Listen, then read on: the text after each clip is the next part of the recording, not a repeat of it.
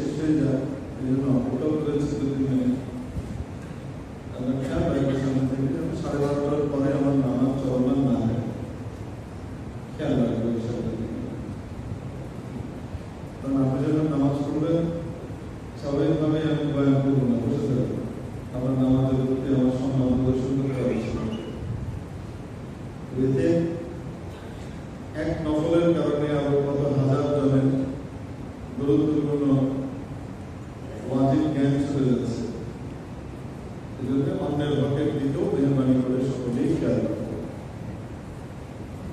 সুন্নতের সময় যথাসময় দেওয়া হবে। এই উপস্থিতি গত সপ্তাহে আমাদের আলোচনা চলছিল কিছু আমল এমন আছে যে আমল দিয়ে মানুষ খুব দ্রুত সময়ে আল্লাহ তাআলার সাথে তার নৈকট্য এবং সম্পর্ক গড়ে তোলে।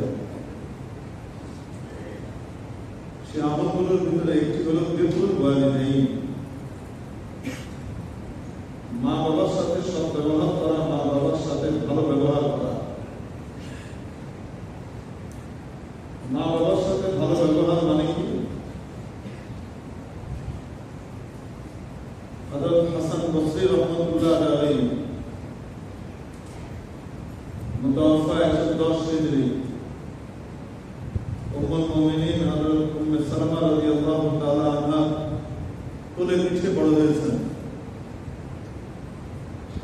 বিখ্যাত তাবিঈন, 20 হিজরিতে জন্ম, নবী সাল্লাল্লাহু আলাইহি ওয়াসাল্লামের তিরোধানের মাত্র 10 বছর পর্যন্ত বড় বড় সাহাবীদেরকে পেয়েছেন। বড় ফকিহ, বড় মুফাসসির, বড় মুজতাহিদ এবং বড় ওলি, বড় আলিম ছিলেন।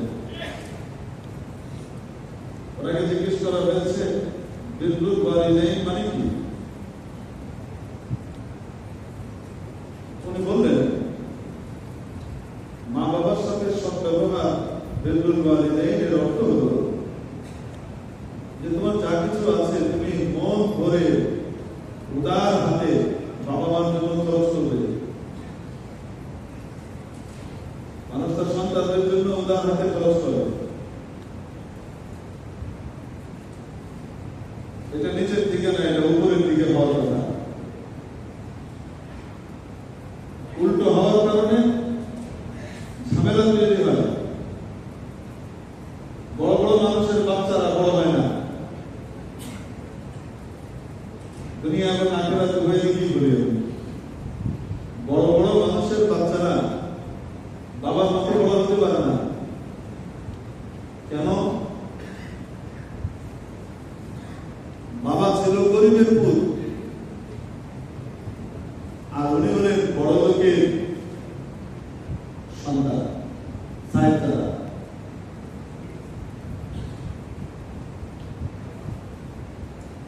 এই জন্য অভিজ্ঞ বাবা মা, দূরদর্শী বাবা মা অনেক টাকা পয়সা থাকলেও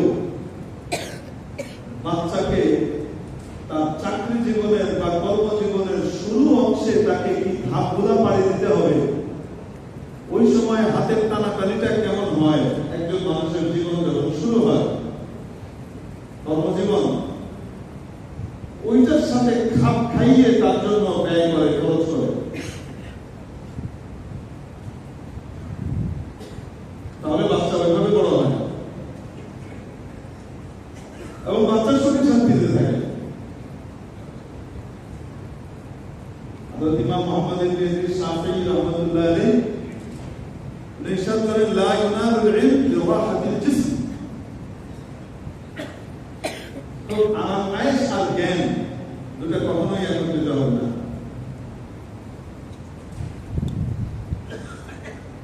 তন্ত্রমারি শরীরকে খুব খাতির যত্ন করার মাধ্যমে আর যাই হোক না কেন বিদ্যা আসে না।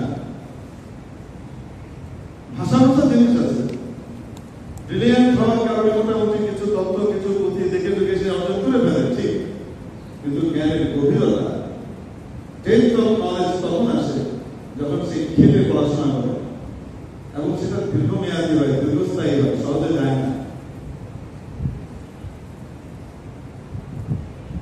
এটা যেমন দিনের ক্ষেত্রে প্রযোজ্য, ঠিক তদ্রূপ দুনিয়ার ক্ষেত্রেও এটা প্রযোজ্য।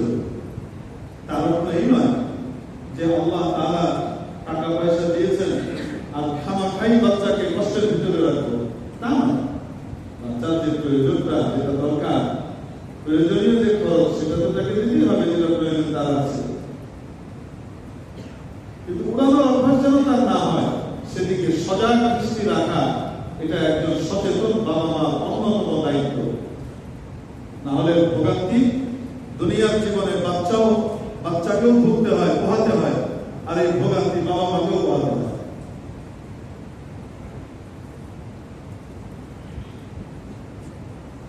আকুণ্ঠ থাকবে, অবাধিত থাকবে, কোনো টান থাকবে না, কোনো রকমের সংকীর্ণতা নাই, কোনো চাপাচাপি নাই, কোনো ফান্ডের ক্রাইসিস নাই। কোথায়?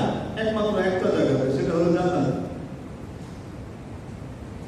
আমি যদি চাই যে আমার বাচ্চাটা আসলেই খুব স্বাচ্ছন্দ্যের সাথে, সুখের সাথে জীবন কাটায়, তো তাহলে তাকে জান্নাতি বানানো উচিত। জান্নাতি বানানোর জন্য যা করা দরকার সেটা করা। তো কি হবে? আমার বাচ্চাটা মন মতো যা চাবে তাই পাবে। আল্লাহ তাকে বলবেন, ওয়ালাকুম ফিহা মা তাশতাহি আনফুসুকুম ওয়ালাকুম ফিহা মা তাদউন। ফেরেশতারা বলবে ডেকে ডেকে আল্লাহর পক্ষ থেকে, মন যা চায় তাই তোমাদের জন্য জান্নাতে রাখা আছে, যাও। কোনো বাধা নাই, কোনো রেস্ট্রিকশন নাই এখানে। স্পেশাল সাইকেল দরকার, কয়েক গিয়ারের, খুব চমৎকার হুন্ডা দরকার, মোটরসাইকেল দরকার, BMW দরকার। এখনকার বাচ্চারা তো BMW, মার্সিডিজ শোনে না। আমরা ছোটবেলায় যখন গাড়ি খুব বেশি আগ্রহী ছিলাম, আমি গাড়ির প্রতি আমার খুব টান ছিল। যেকোনো গাড়ির কোন মডেল, এই সেই কি হতে পারে, দাম কত, নাম কত, এক একজনের একটা হবি থাকে। কারো ডাক টিকিটের হবি থাকে, কারো এটা থাকে। আমার খুব গাড়ির হবি ছিল, কিন্তু তারপরে দৌড়ঝাঁপ দিয়ে আমাদের জায়গা থেকে পৌঁছে তো মার্সিডিজ, BMW সর্বোচ্চ বলতে হয়েছে।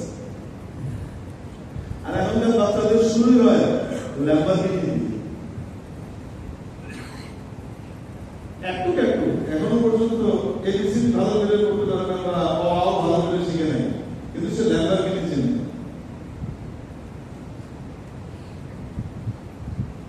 যুগ কত আগিয়েছে। তো যার গতি, চিন্তার গতি হলো ল্যাম্বরগিনির মতো।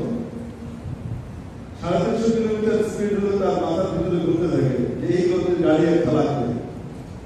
তাকে যদি আপনি ওইরকম ভালো ব্রেক ঠিকঠাক মতো না দেন, তো শুধু হাতে ছেড়ে তলায় যাবে।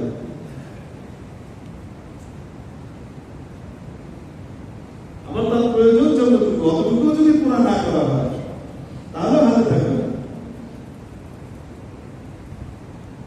এজন্য নিজের বাচ্চাকে সুশিক্ষিত হিসেবে গড়ে তুলতে চাইলে পড়ালেখার যুগের যে কষ্টটা, এটা কিছুটা হলেও তাকে কিছু হতে হয়। মনে খুব কষ্ট লাগে বাপ হিসেবে নিজের বাচ্চাকে কষ্টের ভিতরে থাকতে দেখা, এটা বড় কষ্ট। কিন্তু তারপরেও বাবা মাকে এই কষ্টটা হজম করতে হবে, সন্তানের ভবিষ্যৎকে সামনে রেখে।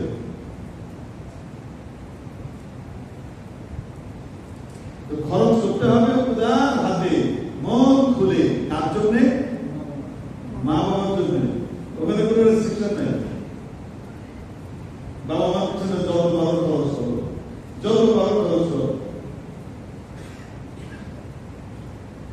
এক ব্যক্তি বলছে, আমি দৈনিক 8টা রুটি কামাই, 8টা রুটি কামিয়ে 2টা দিয়ে ঋণ পরিশোধ করি,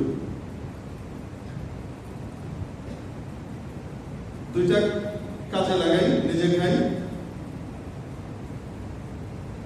2টা ফেলে দিই, আর 2টা ভবিষ্যতের জন্য জমা রাখি। রুটি বাজার 2টা দিয়ে কি করে? ঋণ পরিশোধ করে। আর 2টো খায়, দায়, কাজে লাগায়, 2টো ফেলে দিই, ওটা কোনো কাজে নেই। আর 2টা ভবিষ্যতের জন্য ইনভেস্ট করি, জমা রাখি। ঋণ দেই, 2টা ঋণ দিই। জিজ্ঞেস করলেন, আপনার এই অষ্ট রুটির ব্যাখ্যাটা একটু যদি বলতেন। করি মানে বলছে ঋণ পরিশোধ করি মানে আমার বাপ মাকে খাইয়ে করি আমাকে বড় করেছে এ পর্যন্ত ওনাদেরকে শোধ করি, ওনাদেরকে যেটা খাওয়াই আমি ওনাদের প্রতি কোনো দান দাক্ষিণ্য করি না, আসলে যা দিয়েছে সেটা আমি রিটার্ন দেওয়ার চেষ্টা করছি, শুধু ঋণ পরিশোধ করছি। যদিও এই ঋণ শোধ হবার নয়, তারপরে চেষ্টা করে যাচ্ছি ঋণ পরিশোধ করা। দুটা খাই, দুটো ফেলে দিই। যে লোক বলছে উনি মুসলমান না, যদি মুসলমান হতেন তাহলে রাসূল সাল্লাল্লাহু আলাইহি ওয়াসাল্লামের চিন্তাধারায় বলতেন আরো পরিশীলিত হতে পারে। ফেলে দিই, কি ফেলে দেন করে শ্বশুর শাশুড়িদের খাওয়াবে, কোনো নামে না।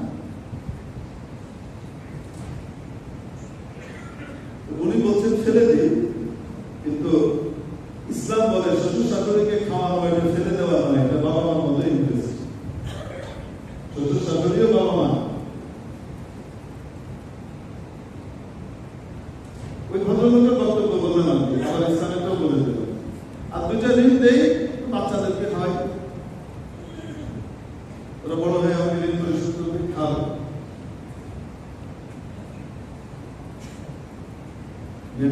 দোস্ত, খরচ করতে হয় বাবা মার কাছে, বাবা মার জন্য মন করে,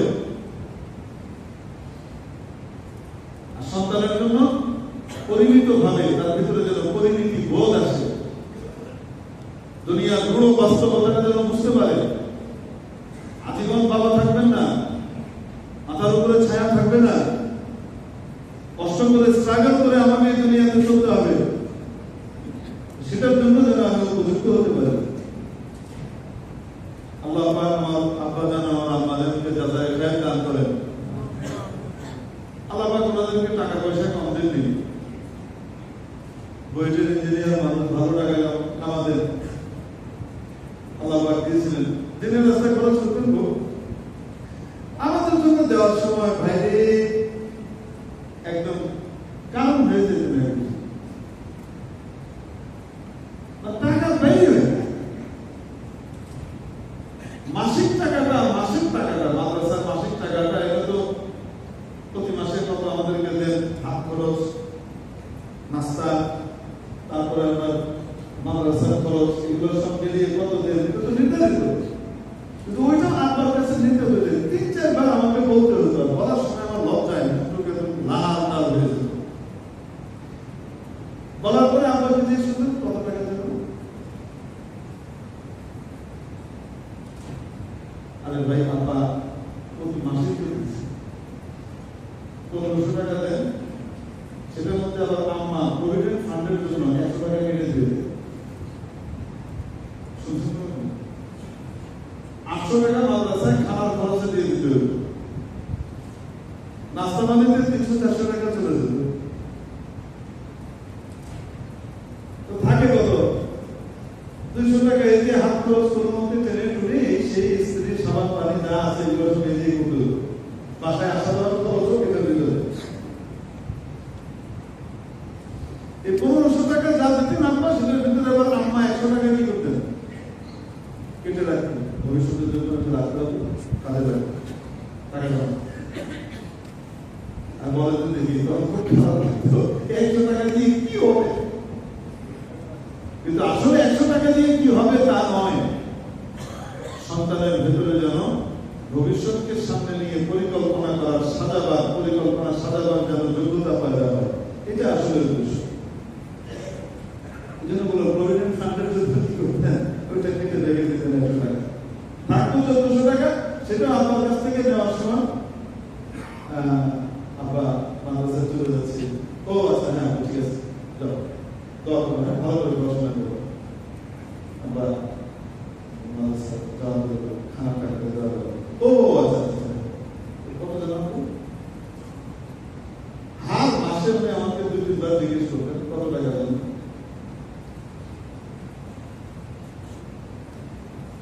অভ্যাস করিয়ে দিচ্ছেন। দুনিয়াতে টাকা এমনি এমনি আসে না, দুনিয়াতে টাকা উপার্জন করবার জন্য বাবার জন্য মানুষকে খাটতে হয়,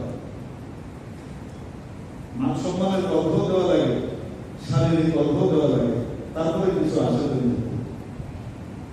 তখন তো বুঝি নাই, তখন খুব খারাপ লাগতো, মনে মনে চিন্তা করতাম, আব্বা এত ব্রিলিয়ান্ট মানুষ, সব কিছু ওনার একবার শুনলে মনে থাকে, শুধু মাসের টাকাটা বারবার ভুলে যেতে পারে। এখন জেনেটিক্যালি আমার ভিতরে একটা সমস্যা তৈরি হয়েছে। সেই সমস্যা হলো আমি আমার বাচ্চার টাকাটাতে কত মাসে জমা দিতে হয়, প্রতি মাসেই দিতেছি। এদিকে আব্বার দোয়াতে ফিরেছে, সবই মনে থাকে, শুধু এটাই ফিরেছে। আমি জিজ্ঞেস করি কত জমা দিতে হবে, কারণ আমি যেহেতু না ভুললে এই তরবিয়তটা করবো না, এই জন্য আমরা আমাকে এটা ভুলে যাবো, এটা চালু রাখবো, এটা দরকার আছে।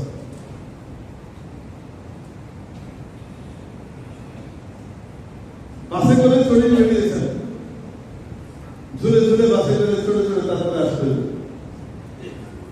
সিভিল সার্ভিসের টাকা দেবেন না,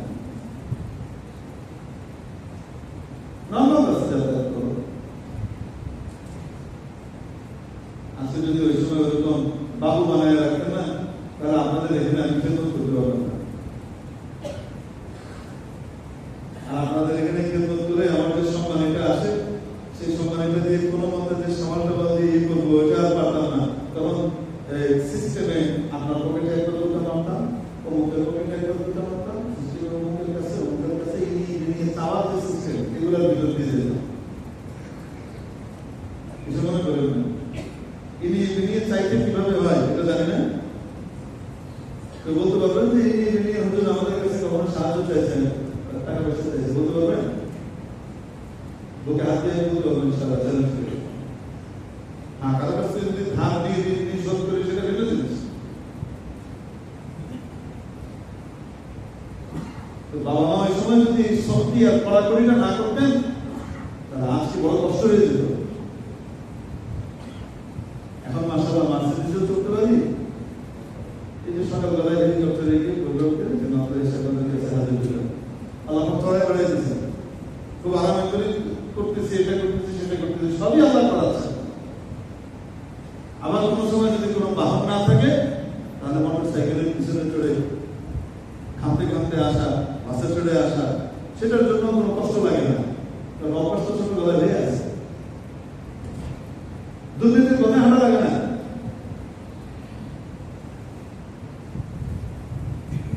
এই জন্য বললাম যে আল্লাহ পাক আমাদের আব্বা আমাদেরকে উত্তম বিনিময় দান করেন।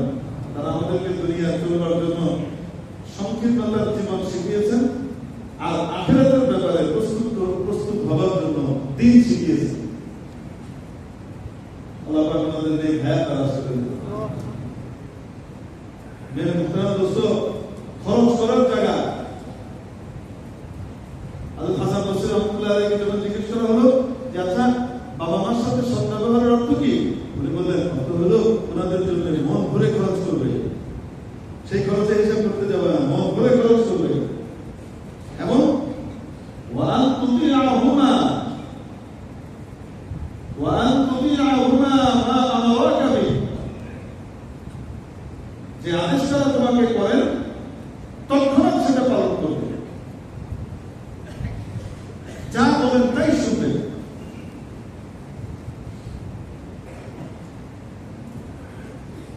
কেমন শোনার কথা বলছেন? হযরত মুআয ইবনে জাবাল রাদিয়াল্লাহু তাআলা আনহুকে যখন ইয়ামানের গভর্নর করে রাসূল পাক সাল্লাল্লাহু আলাইহি ওয়াসাল্লাম পাঠাচ্ছেন, তো পাঠানোর সময় হযরত মুআয রাদিয়াল্লাহু তাআলা আনহুকে ঘোড়ার উপরে বসিয়েছেন, আর নবীজি ওনাকে সি অফ করছেন, বিদায় দিচ্ছেন। তো সি অফ করার সময় নবীজি ওনার সাথে সাথে পায়ে হেঁটে যাচ্ছেন, আর মুআযকে ঘোড়ায় চড়িয়ে রেখেছেন রাদিয়াল্লাহু তাআলা। পাঠাচ্ছেন, আর যাওয়ার সময় বলছেন, যেতে যেতে কিছু নসিহত করছেন। শেষে গিয়ে বললেন, মুআয সম্ভবত পরের বার যখন তুমি ফিরে আসবা, আমাকে হয়তো পাবা না, আমার কবর জিয়ারত করবা। হযরত মুআয কাঁদতে শুরু করেছেন। শেষ মুহূর্তে নবীজি সাল্লাল্লাহু আলাইহি ওয়াসাল্লাম হযরত মুআয রাদিয়াল্লাহু তাআলা আনহুকে 10 খানা নসিহত করেছিলেন। হযরত মুআয বলেন, আওসানি খলিলি সাল্লাল্লাহু আলাইহি ওয়াসাল্লাম বিল আশরি খিসাল, আমার প্রিয় হাবিব সাল্লাল্লাহু আলাইহি ওয়াসাল্লাম আমাকে 10 খানা নসিহত করেছিলেন। এক নম্বর, ইয়া মুআয লা তুশরিক বিল্লাহ, লা তুশরিক বিল্লাহ ওয়া ইন কুতিলতা ওয়া হুররিতা। মুআয শরীক করবে না।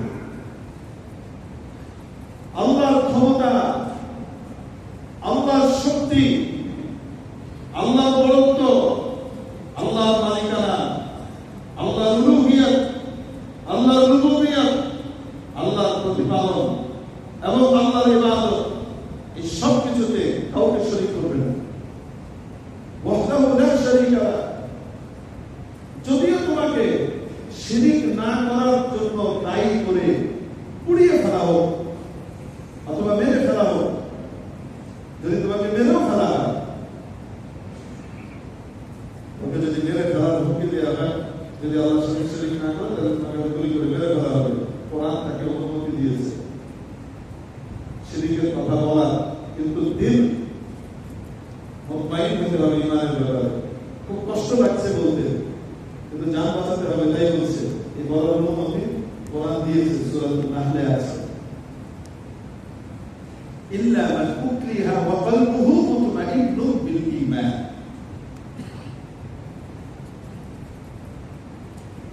তাকে খুব জবরদস্তি করা হয়েছে, মেরে ফেলা হবে বা অঙ্গহানি করে দেওয়া হবে,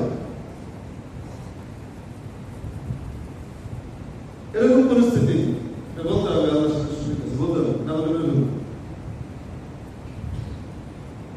উত্তম কি?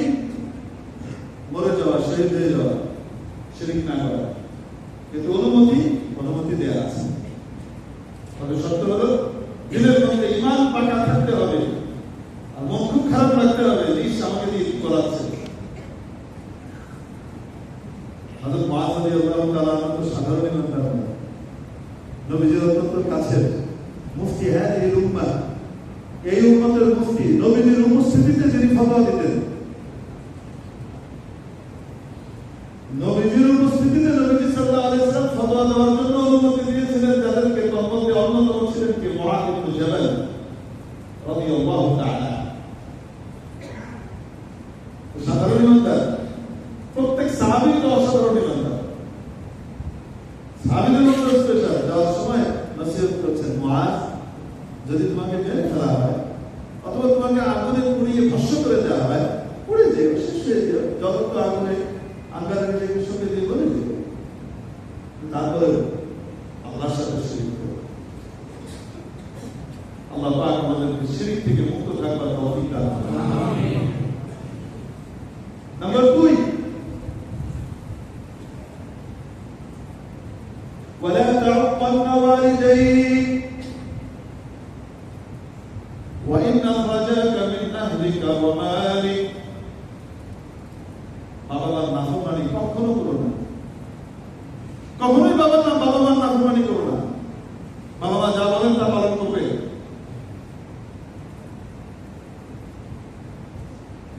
যদিও তোমাকে তারা পরের অংশটা বোঝাবার জন্য আগে একটু খোলাসা করে দেবে, তুমি নিজের যোগ্যতায় টাকা ইনকাম করেছো,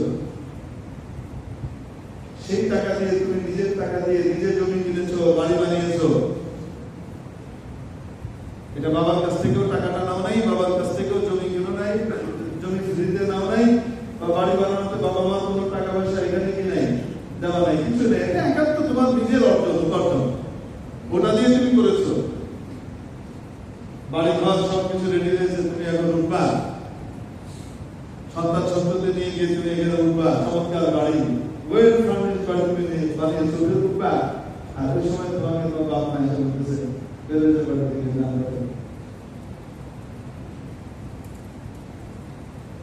বাড়িতে বেরোয় যাচ্ছে, ছেলেমেয়ে বেরোয় যায়।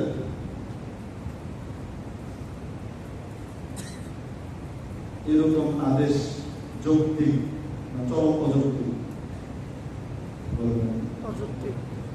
ইনসাফের আদেশ না বেইনসাফের আদেশ?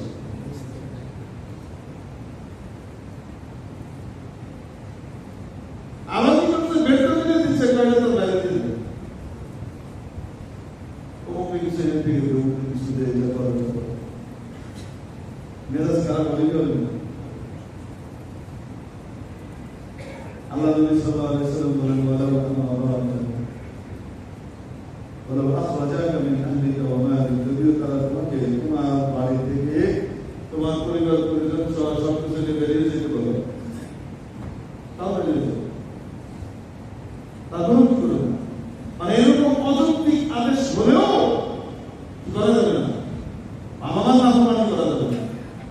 একমাত্র নাফরমানি ওই জায়গাতে করা যাবে যেখানে বাবা মার কথা মানলে আল্লাহর হুকুম নষ্ট হবে, আল্লাহর নিষেধাজ্ঞা মুখোমুখি করতে হবে। লা তাআতা লিমাখলুকিন ফি মাসিয়াতিল খালিক। বাবা মার মর্যাদাটা কোথায়, কোন জায়গায়?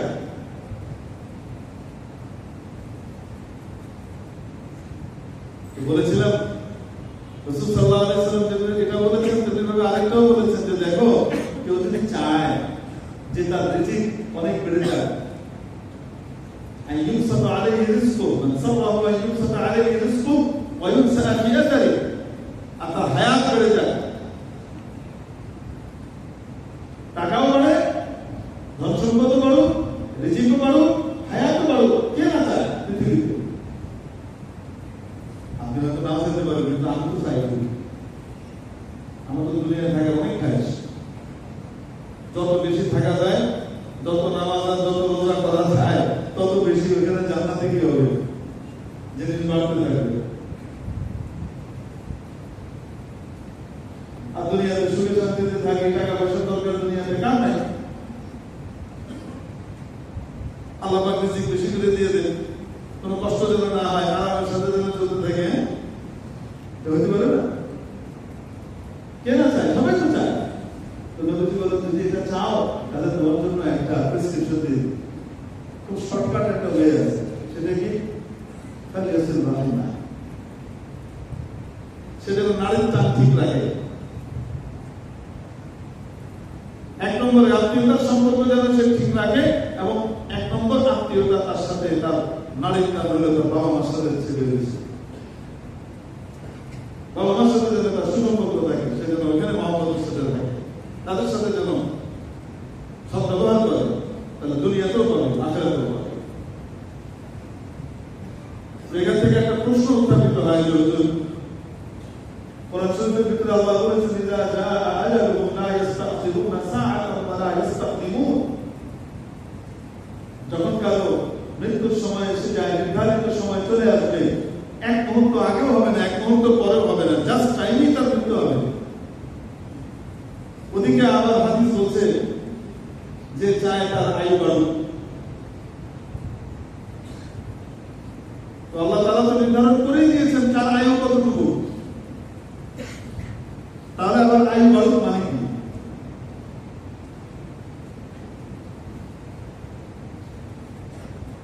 হযরত ইমাম নববী রাহমাতুল্লাহ আলাইহি অনেকগুলো ব্যাখ্যা লিখেছেন, তার মধ্যে দুই একটা আপনাদের সামনে বলি।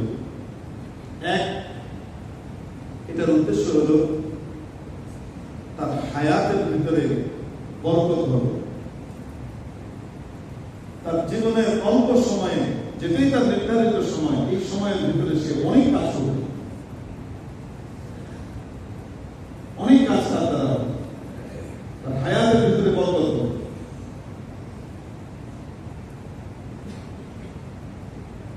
তাকে ইবাদতের বিশেষ সুযোগ দিয়ে দেওয়া হবে, কেমন কেমন ভাবে যেন তার জন্য নামাজ পড়াটা সহজ হয়ে গেছে, কিভাবে কিভাবে যেন তার জন্য রোজা রাখাটা সহজ হয়ে গেছে, কিভাবে কিভাবে যেন তার জন্য আল্লাহর হুকুম মানাটা সহজ হয়ে যাচ্ছে।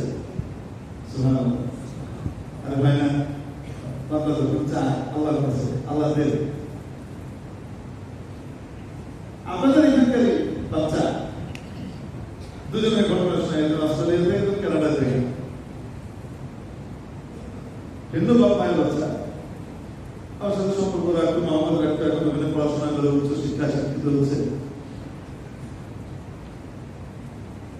যাওয়ার সময় জিজ্ঞেস করে গেছে কি করবে কি করবে না, তো বলে দিয়েছে কি করবে কি করবে না। বলছে হুজুর আমার যে জায়গাটা পড়ছে এটা একবার মসজিদের কাছে,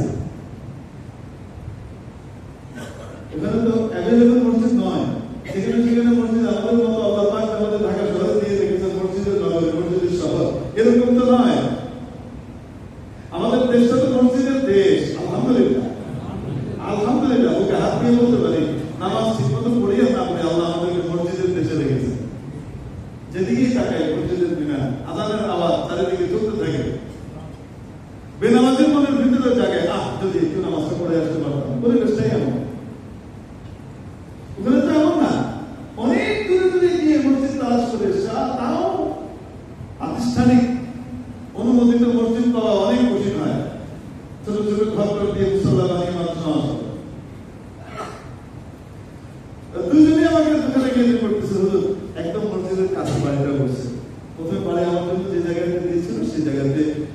অনেক দূর, সমস্যা হচ্ছিল।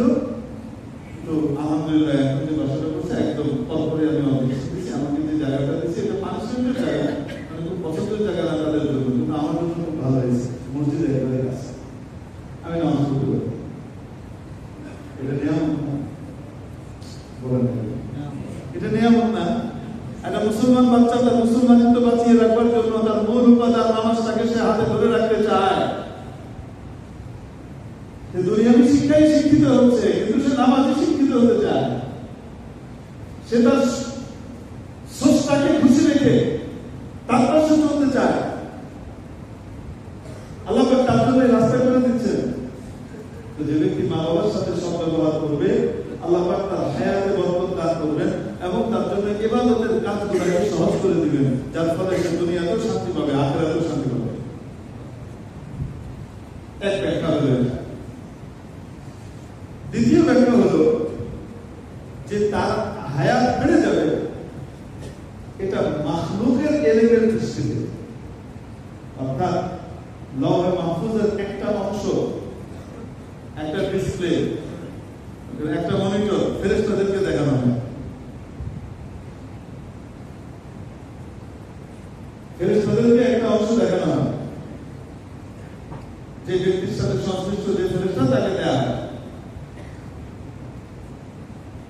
লেখা আছে, মনে করেন সে তার আয়ু হলো 60 বছর।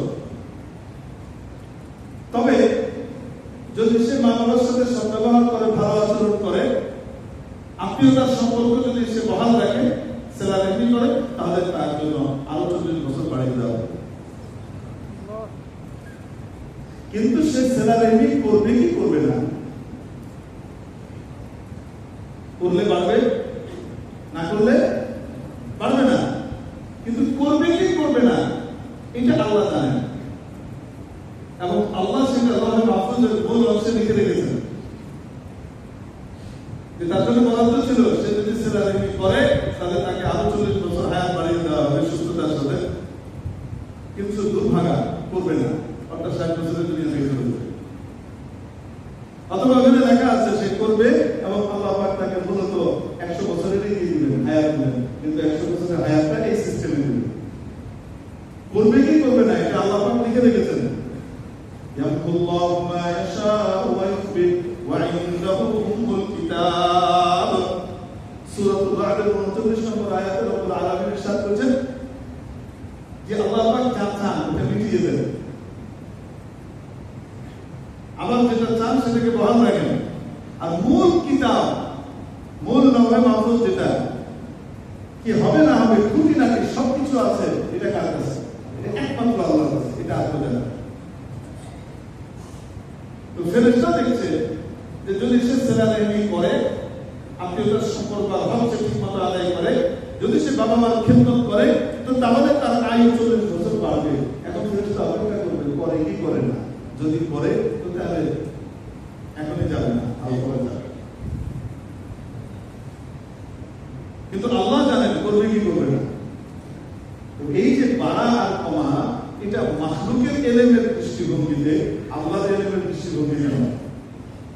কোরআনে যেটা বলা হচ্ছে ইদা জাআ আজালুহু, তার নির্ধারিত সময় যখন চলে আসবে, সেই নির্ধারিত সময় কোনটা, 60 বছরেরটা নাকি 100 বছরেরটা, এটা কে জানেন? আল্লাহ জানেন। কোনো ব্যাপার নেই।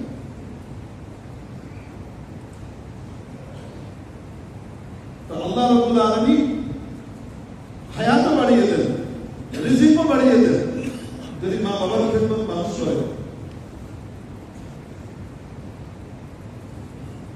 মুহতারাম দোস্ত, যদি আমরা আমাদের বাচ্চাদেরকে দ্বীন শিখাতাম, ঈমান শিখাতাম, ইসলামের মূল শিক্ষাগুলো তাদেরকে আমরা শিখাতাম, তাহলে আমাদের বাচ্চাদের সামনে আজকে এটা হতো না যে মা ঈদের আগে মরে পড়ে আছে, ঈদের পরে পুলিশ গিয়ে উদ্ধার করছে মাকে, অথচ ছেলেরা উচ্চশিক্ষিত। একজন বইয়ের শিক্ষক আমার কাজে বইয়ের প্রফেসর বলছে ব্যবসায় যার মা নূরজাহানের ছেলে কিন্তু আমাদের করে তারা গরু দিয়ে আসছে কোরবানির জন্য গরু কিনছে, সে গরু কি করছে দেখে আসছে। কিছুদিন পরে এসে বলছে যে আসলে তারা খুব ভালো, মার ভিতরে সমস্যা ছিল। মার ভিতরে কি সমস্যা ছিল? উনি মেন্টালি স্বাভাবিক ছিলেন না, মনে করতেন ছেলেমেয়েদের সম্পর্ক নিয়ে যাবে, এই জন্য ছেলেমেয়েদের আসলে পছন্দ করতেন না, তাই ছেলেমেয়েরা যেত। এই জন্য ওদের দোষ অত বেশি নেই, মারও ঝামেলা আছে। ব্যবসায়ীরা যখন আমাকে এই কাহিনী শুনালেন, আমি বললাম শাক দিয়ে মাছ থাকার মানসিকতা আমাদের আর কবে চলবে? আরে মা যদি দাম দিয়েও কোরবানি দেয়, বটি দিয়েও কোরবানি দেয় ছেলেকে দেখলে, তারপরও আমি একজন ছেলে, আমি ঈদের সময় মার কাছে যাব না? আমার মনে পাগল মনে করলাম কিছুক্ষণের জন্য। আমি কোন কোরবানি দিই? আমি আমার মার সাথে দেখা করার জন্য, একটু কষ্ট নেওয়ার জন্য আমি কি যেতে পারি না? আবার সেটা ব্যাখ্যা বিশ্লেষণ তালাশ করি। দুর্ভাগা কাকে বলে?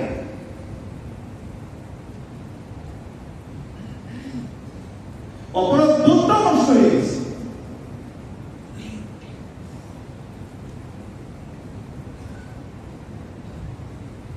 এটাকে তো উচ্চশিক্ষা বলে না, এটাকে ডিগ্রি বলতে পারে না আপনারা, এটাকে শিক্ষা বলে না। শিক্ষা তো সেটা যেটা দিয়ে অমানুষ মানুষ হয়।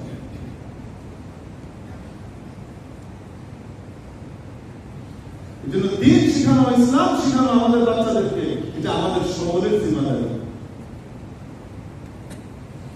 এই জন্য আমাদের মসজিদে আমরা একটা পরিকল্পনা নিয়েছিলাম, একটা উদ্যোগ নিয়েছিলাম, খুব আগেও নেওয়া হয়েছিল। আলহামদুলিল্লাহ সে সমস্ত বাচ্চারা এখন কর্মজীবী হয়ে গেছে এবং তাদের বাবা মারা আমাদের কাছে তাদের ব্যাপারে সন্তুষ্টি প্রকাশ করে যে আলহামদুলিল্লাহ আমার ছেলেটা খুব ভালো, তখন খুব চঞ্চল ছিল, দুষ্ট ছিল, কিন্তু এখন খুব ভালো।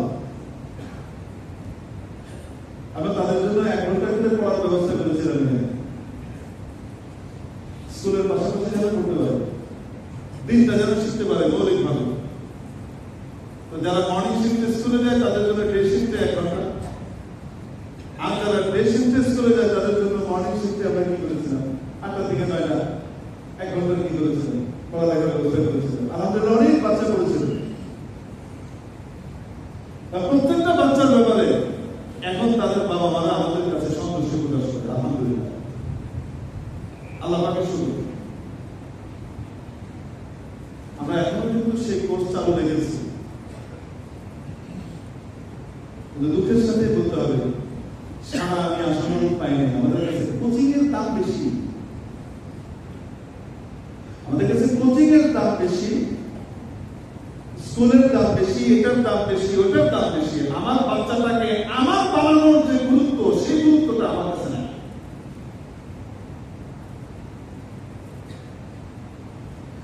আমরা কোরআন সুন্নাহ দ্বীন দিয়ে রেখেছি মাওলানা সাহেবদের জন্য। সুন্নতি কাপড় পরে মাওলানা সাহেবরা করবে, সহি শুদ্ধভাবে কোরআন শরীফ পড়তে তো মাওলানা সাহেবরা করবে, হাফেজ সাহেবরা করবে।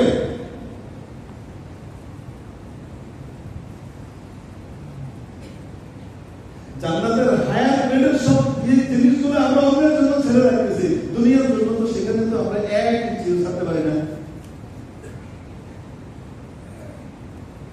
বলি তো মুসলমান বিশাল ভাবসার মানে সুযোগ পাইলেই এই মাওলানা সাহেবদের কারণে দেশে ইসলাম আর আসলো না, তাদের অনেকের কারণে আসলো না। মাওলানা সাহেবদের একটু বদনাম করতে পারা, এটা একটা স্পেশাল ফ্যাশন। এটা আগেও ছিল, এখন আছে, কারো কারো জন্য। কিন্তু জান্নাতে গিয়ে পরে না দেখা যাবে কে কোন জায়গায় চলে গেছে। ওই গরিবের বাচ্চাটা, ওই কৃষকের বাচ্চা, ওই ধান চালকের বাচ্চা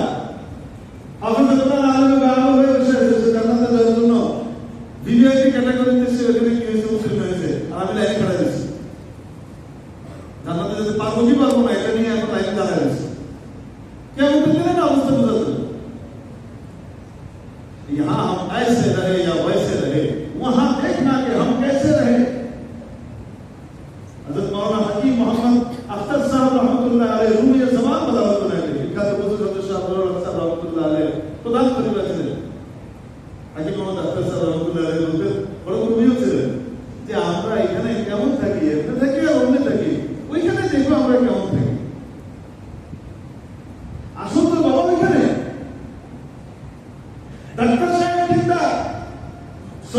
হবে কোরআন পড়নেওয়ালা, কোরআনের উপরে আমল করেনেওয়ালা, ইঞ্জিনিয়ার সাহেব দিনদার, সহি শুদ্ধভাবে কোরআন পড়নেওয়ালা, দিনদারির উপরে চলনেওয়ালা।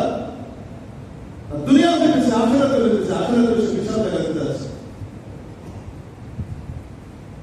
শুধু দুনিয়া নিয়ে এখানে থাকা আর আখিরাতকে ভুলে যাওয়া, এটা তো কাফিরের চেতনা, এটা মুসলমানের চেতনা নয়।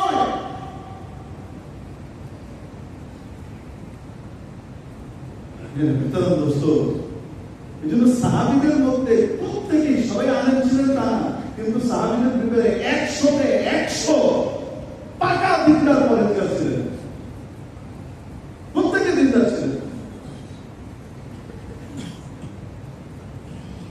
এমন একটা বিষয় জানা করানো হয়েছে যে ইসলাম ধর্ম আর উন্নয়ন, আধুনিকতা, বিজ্ঞান, এই দুটো কন্ট্রাডিক্টেড জিনিস, একটা হলে যেন আরেকটা করা যাবে না। আরে আজকে বিজ্ঞানের যত বড় বড় আবিষ্কার, এই সবগুলোর মূল সূত্রগুলো যদি আপনি পিছনে দিয়ে দেখেন, এই সবগুলো তো আবিষ্কার করে দিচ্ছে, মূলত বড় বড় ইয়েগুলো আবিষ্কার করেছে সব মুসলমান। আপনি মেডিসিনাল থিওরির বাইরে গিয়ে আধুনিক বিজ্ঞান, চিকিৎসা বিজ্ঞানকে আসতে পারবেন না।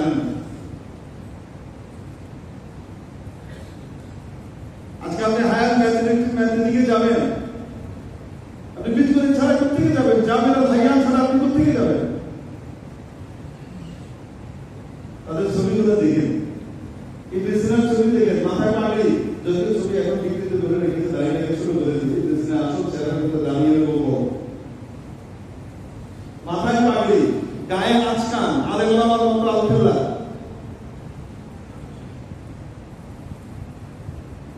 তবে তবে কি তবে তবে সাহাবীদের সাগরিকদের সাথে সাক্ষাৎ হয়েছে, পাকা দিনদার। তো আমাদের বাচ্চা দিনদারও হবে, পরেজগারও হবে, বড় বিজ্ঞানীও হবে, এটা কি সম্ভব না? আসতে বলেন, সম্ভব না? অবশ্যই সম্ভব। ইসলাম কখনোই কথা বলে না সবাই আলেম হয়ে যাবে, সবাই আলেমের কোরআন হবে, সবাই হবে, আর সমস্ত পেশা বাদ যাবে, এটা কখনো বলে না, আর এটা সম্ভব না। ইসলাম তো বলে তুমি যে পেশাতেই থাকো না কেন, যেখানেই যাও না কেন, সমস্ত পেশায় তুমি পেশাতেই হও, কিন্তু সবার আগে তোমার বাচ্চাকে তুমি মুসলমান বানাও। বাচ্চাকে তুমি যাই বানাও না কেন, আগে মুসলমান বানাও, আমি ইমানদার বানাও। এই জন্য বাচ্চাদেরকে আমরা দিনদার বানানোর জন্য চেষ্টা করবো। আর বাচ্চাদের সাথে সাথে বাচ্চারা তো দিনদার হবে, পরেজগার হবে, কোরআন শরীফ সহি শুদ্ধ করবে। আমার সহি শুদ্ধ করার তো দরকার নেই, কি বলেন? আমার তো দরকার নেই, আমি তো জান্নাতের সার্টিফিকেট পেয়েছি। তাজবীদুল কুরআনি খাদমুল লাযিমু ওয়া মান লাম ইউজাওবিদুল কুরআনা আসিমু ওয়া রাত্তিলিল কুরআনা তারতীলা। রব্বুল আলামিন নবী সাল্লাল্লাহু আলাইহি ওয়াসাল্লাম সরাসরি অ্যাড্রেস করে খুব প্রিয় ভাষায় লিখেছেন, ইয়া আইয়ুহাল মুযাম্মিল, এই কবুলওয়ালা, বুঝি কবুল গায়ে দিছো, এই কবুলওয়ালা, ও উঠেন, আরে উঠেন, আমার সাথে বিশেষ খাতির করেন না। আমি আপনার সাথে একটু কথাবার্তা বলতে চাচ্ছি, স্পেশালি রাত্রিবেলা আমার সাথে একটু কথা বলেন। ومن الليل إلا قليلا نصفه أو انقص منه قليلا أو زد عليه ورتل القرآن ترتيلا। কোরআনটাকে তারতিলের সাথে, এই জব্বিদিল কুরআন তাজবীদা, সুন্দর করে কোরআন শুরু থেকে তেলাওয়াত করেন। একটু আমার সামনে, আমার চিঠিটা আমার সামনে একটু পড়েন না।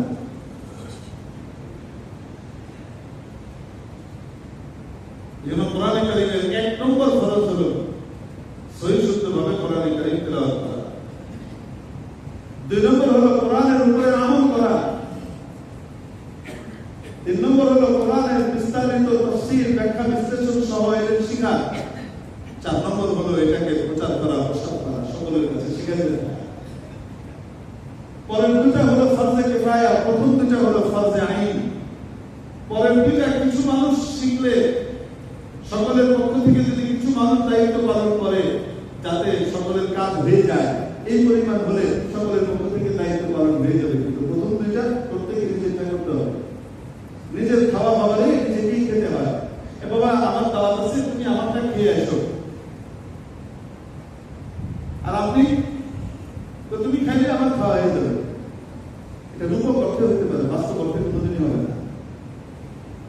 খাবে তার পেট ভরবে, আরেকজন খেলে আমার পেট ভরবে, কোনদিন হবে? হবে না। আমার আখেরাত আমাকে করতে হবে, আমার কোরআন আমাকে সহিষ্ণুভাবে শিখতে হবে। এই জন্য আমরা বয়স্ক যারা একটু বড় হয়ে গেছেন, কর্মজীবী, যাদের পক্ষে মাদ্রাসায় ভর্তি হয়ে কোরআন শরীফ শিক্ষা করার জন্য ব্যাপকভাবে সময় দেওয়াটা সম্ভব না, তাদের জন্য আমরা এখানে ব্যবস্থা রেখেছিলাম। আলহামদুলিল্লাহ আমাদের বড়দের বয়স্কদের একটা ব্যাচ আলাদা আমাদের শেষ হয়েছে। অনেকগুলো ধাপ, একটা ধাপ হলো কোরআন শরীফ সহিষ্ণুভাবে শিক্ষা, এরপরে ধাপ হলো কোরআন শরীফের গুরুত্বপূর্ণ মাসালা এবং কিছু গুরুত্বপূর্ণ জায়গা মুখস্থ করা, এরপরে ধাপ হলো কোরআনে কারিমের অনুবাদ শিক্ষা করা। প্রয়োজন মাফিক অনুবাদ যেন আমি জানি, ইমাম সাহেব তেলাওয়াত করছেন, আমি পিছনে দাঁড়িয়ে কথাটা বুঝতে পারছি, পুরো না বুঝলে আমি 50% 70% বুঝতে পারছি। এটা কত শান্তি, নামাজের ভিতরে মনোযোগ লাগানোর কত গুরুত্বপূর্ণ একটা কাজ। এই সবগুলা স্টেপ বাই স্টেপ করবার জন্য আমরা পরিকল্পনা হাতে নিয়ে কাজ চালিয়েছি। আলহামদুলিল্লাহ আপনাদেরকে সুসংবাদ দিতে চাই, আমাদের একটা ব্যাচ যারা আলহামদুলিল্লাহ কোরআন শরীফ সহিষ্ণুভাবে শেষ করে ফেলেছে, তাদের উস্তাদকে আমাকে রিপোর্ট দিয়েছেন আলহামদুলিল্লাহ এরা কোরআন শরীফ সহিষ্ণু করে ফেলেছেন। এখন দেখে দেখে আমি জিজ্ঞেস করছি ফ্লুয়েন্সি এসেছে, ফ্লুয়েন্সি আসেনি, কিন্তু দেখে দেখে সহিষ্ণুভাবে আইন কানুন অনুযায়ী করতে পারে আলহামদুলিল্লাহ। কিন্তু প্রথম দিকে খুবই খারাপ অবস্থা ছিল। আমরা তো মনে করি আমাদের সব মানায় ভালো, অবস্থাটা কেমন? আমার হুজুর আব্দুল জাকির সাহেব রহমতুল্লাহ আলাইহি সাহেব বুঝছেন, হাতিয়াতে বয়ান করলাম কোরআন শরীফ সহিষ্ণুভাবে শিখাটা গুরুত্বপূর্ণ, এটা নিয়ে বয়ান করার পরে আমার চেয়ারম্যান চাচা খাড়ায় বলতেছে, জাকারিয়া এই বয়ান আগে লাগতো না, মনে করো আমাদের কোরআন শরীফ সহি আছে। আচ্ছা ঠিক আছে, আছে আপনার আছে, অনেকের তো নাই, তাদের জন্য বলা বলছে, আরে আমার আসলে বিশ্বাস করো না। আর বিশ্বাস করলাম বেলা শুনতে হইব তোমার। আচ্ছা শোনান, তো কথা শোনাইতাম, যেটা সবচেয়ে ভালো মানব সেটা শোনান। তো চেয়ারম্যান সাহেব কোরআন শরীফ শোনাইতেছে, ওখানে খুব ভালো শব্দ আছে, আপনারা একটু শুনেন। লেইলা ফি কওলাইহি এইলা ফি হেলাতা শাইতান সা।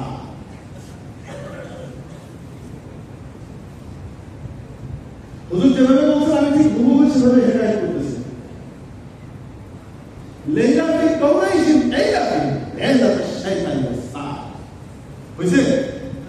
আরে ভাই আপনারা তো লেইলা ফি কওলাইহি এইলা ফি হেলাতা শাইতান ওয়াসাই আল্লাহ তাআলার পরে 10 সূরার মধ্যে 1 সূরা এটা আছে না? নিজে সুন্দরভাবে পালিয়ে না পারি, আমাকে এটা তো বুঝতে পারতেছি এটাতে চরম অসুস্থ, কিন্তু মনে তো করতেছি আমি খুব শুদ্ধ, আমার নামাজটা উপরে যায়। অর্থ যদি বিগড়ে যায় তবে নামাজটা তো উপরে যায় না, নামাজে তো আমাকে কি করতে হয়? কোরআন শরীফ পড়তে হয়, সেটা তো ফরজ। আমাদেরও কোরআন শরীফ শেখার দরকার আছে না নাই? আলহামদুলিল্লাহ প্রথম স্টেজ থেকে দ্বিতীয় স্টেজে আল্লাহর রহমতে আমাদের তারা উঠবে এবং আরেক গ্রুপ ইনশাআল্লাহ প্রথম বিভাগে ভর্তি হবে। কে কোন জায়গায় হবে আস্তে আস্তে আমরা অর্থের দিকে চলে যাবো ইনশাআল্লাহ, অর্থ শিখাবো। আমরা চিন্তা করছি দ্বিতীয় স্টেপের ভিতরে তৃতীয় স্টেপটাকে একটু নিয়ে আসবো, অর্থাৎ মাসাইল শিখতে থাকবে, তার পাশাপাশি কিছু অর্থ শিখতে থাকবে। কিন্তু এক নম্বর ফরজ করতে সহিষ্ণুভাবে পড়া, তো দুটোই ইনশাআল্লাহ হবে। আপনাদের যাদের আগ্রহ আছে আমাদের পরে ওখানে লিস্টে নাম লিখিয়ে দিতে যে আমি বড়দের বয়স্ক কোরআন শিক্ষায় কি করতে চাই, অংশগ্রহণ করতে চাই, যে যে স্টেজে থাকবে তাকে সেই স্টেজে আমরা কি করবো ইনশাআল্লাহ ভর্তি করে নিয়ে নেব। যে ব্যক্তি হাফেজের কোরআন হওয়ার নিয়ত করে আর মেহনত করতে থাকে, চেষ্টা করতে থাকে, সে যদি হাফেজ নাও হয় আল্লাহ তাকে কেমন করতে হাফেজ হিসেবে না। আল্লাহ আমাদের সবাইকে আমাদের হাফেজের কোরআন হিসেবে ওঠার দোয়া করি এবং নিজেদের সন্তানদেরকে দিন শিখাই। হ্যাঁ, দিন শেখানোর জন্য, ইসলাম শেখানোর জন্য, মা বাবার হক যেন ঠিক মতো বাচ্চারা আদায় করে, এটার জন্য অবশ্যই স্কুলের ভিতরে এখন 60,000 গানের এবং নর্তকীর শিক্ষক নিয়োগ দেওয়া দরকার। কি বলে না বলে না কেন? প্রাইমারি স্কুলে এখন গান এবং নাচ গানের শিক্ষা জন্য বিশেষ পদক্ষেপ নিয়ে প্রতিমন্ত্রী সাহেব ঘোষণা করেছেন 60,000 শিক্ষককে দিবেন, নিয়োগ দিবেন। সুবহানাল্লাহ বলবেন না? নাচ গানের দ্বারা ইনশাআল্লাহ সন্তানরা বাবা মা খুব কি হবে, অনুরক্ত হবে।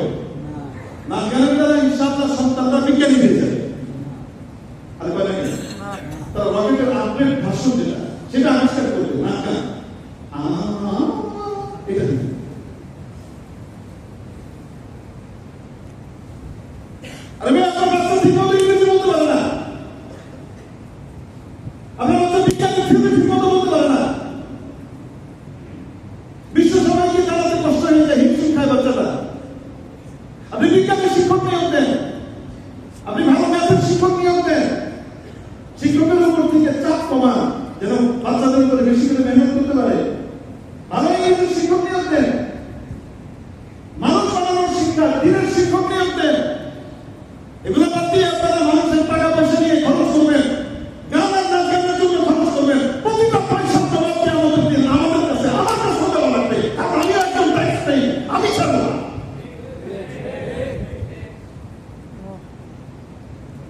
এবং এই ব্যক্তি আমাদের এখান থেকে নাকি এমপি হয়েছে।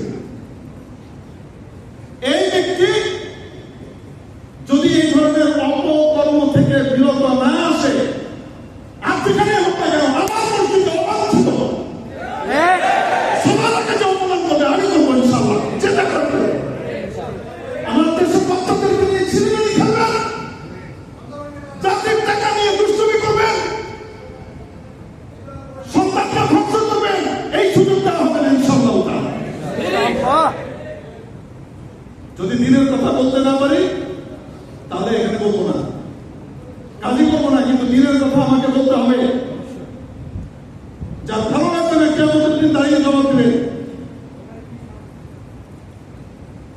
এখানে দরকার ছিল ধর্ম শিক্ষক, ইসলামের শিক্ষক, কোরআন শিক্ষার শিক্ষক দেওয়া। মাহাথির মোহাম্মদের আমরা উদাহরণ দিই, মাহাথির মোহাম্মদের উদাহরণ দিই না? মাহাথির মোহাম্মদের আত্মজীবনী আছে, পড়ে দেখেন। আমি পড়েছি আল্লাহর রহমতে। উনি লিখেছেন, আমার মা কোরআনের হাফেজা ছিলেন, আমাকে ছোটবেলায় কোরআন শিখিয়েছিলেন এবং আমাকে শিখিয়েছিলেন যে কোরআনের উপরে বাচ্চাদেরকে তুমি বড় করবা। যার কারণে আমি যখন প্রধানমন্ত্রী হই, আমার প্রথম টার্গেট ছিল বাচ্চাদেরকে যেন আমি কোরআনের সাথে সম্পৃক্ত করতে পারি। আজকে জানেন সৌদি আরবে বিভিন্ন জায়গাতে কেরাত কম্পিটিশনে সবচেয়ে বেশি ভালো তেলাওয়াত করে পড়ে জেনারেল লাইনে পড়ালেখা করার পরেও মালয়েশিয়ার বাচ্চারা। মালয়েশিয়া থেকে কোথায় চলে গেছে? তাহলে আমরা দিন শিখিয়ে মানুষকে কোরআন শিখিয়ে উপরে আনতে পারি না, নীতিবান বাড়াতে পারতাম না? ভাই যেই ক্ষমতায় থাক, আমাদের তো কোনো আপত্তি নেই, কিন্তু আমার দিন ইসলামে আমার দেশের যে 90% মানুষের চিন্তা চেতনা, এই চিন্তা চেতনাকে অবশ্যই সম্মান জানাতে হবে। প্রধান ভালো হলে তো হবে না, আশপাশের অন্যদেরকেও ভালো হতে হবে। আল্লাহ পাক সকলকে সুমতি দান করেন। আমাদের দেশের কৃষ্টি, কালচার, সভ্যতা এবং ইসলাম আমাদের দিন ধর্মকে হেফাজত করার তৌফিক দান করেন। আজকে যা বললাম, এটা প্রত্যেকের সন্তান তার বাবা মার প্রতি সত্যিকারের অনুরক্ত হওয়ার, শিক্ষায় শিক্ষিত হওয়ার রাস্তা দেখিয়ে দিলাম। এটা কারো পক্ষ বা বিপক্ষের বিষয় নয়। আগেও বলেছি, এখনো বলবো, আল্লাহ যদি চিন্তা রাখেন সামনেও বলবো। কারোর সাথে বিশেষ সভ্যতা নাই দুনিয়া, কারোর সাথে বিশেষ শত্রুতাও নাই, কিন্তু যার সাথে দিনের মহব্বত হবে তাকে মাথায় তুলে রাখবো। যার দ্বারা আমার দেশের উপকার হবে এবং আমার দেশের ভিতরে ইসলামের প্রসার হবে, তাকে মাথায় তুলে রাখবো, সে সেই দলের না কেন। আল্লাহ আমাদের বুঝবার তৌফিক দান করুন। আমার কথায় হয়তো অনেকে কষ্ট পেতে পারেন, কষ্ট পেলেও কিছু করার নাই, আমি কোনো আক্রোশ করবো না, কারণ আমি হক কথা বলছি। এবং এই কথা মিম্বর থেকে বলা, এটা উম্মতের অধিকার। উম্মতের দাবি মিম্বর থেকে সত্য প্রচার করতে হবে, বলতে হবে। যদি আজকে না বলি তাহলে আমার কি করবে? কিয়ামতের দিন জিদ কাটবে। আলহামদুলিল্লাহ, আল্লাহ পাক আমাদের